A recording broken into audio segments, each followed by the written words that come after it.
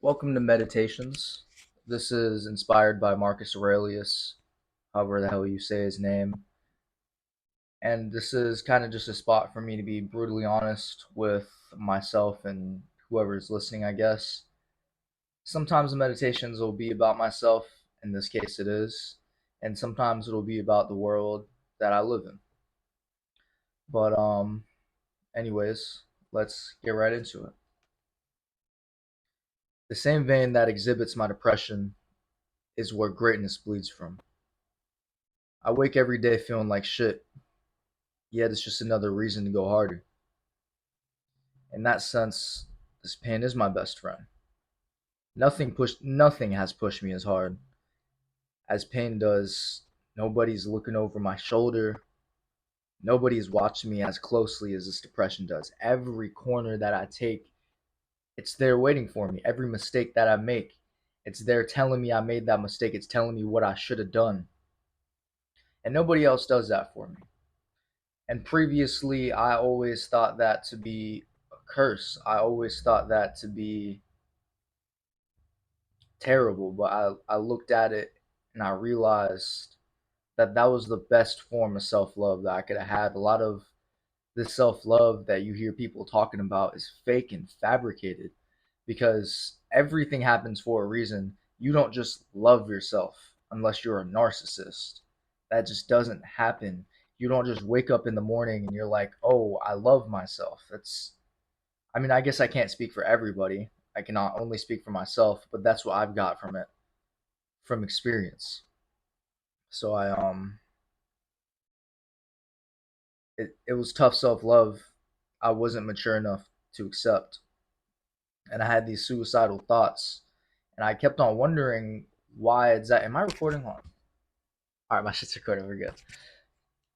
But I had these suicidal thoughts, and I wondered where the hell they were coming from because I would never kill myself. Like that's just why I'm not suicidal. So I wondered what was going on with it.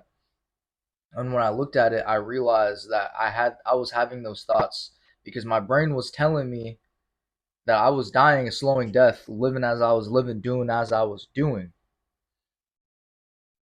And my soul was tired of it. So I had to get out and tell me in one way or another. And I guess that's the way I ended up doing that. Like pieces of me were dying every day.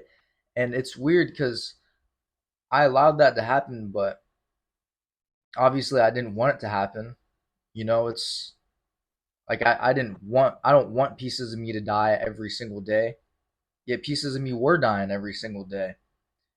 And I had to realize that just because you don't want something to happen and try to prevent it from happening doesn't mean you're gonna stop it.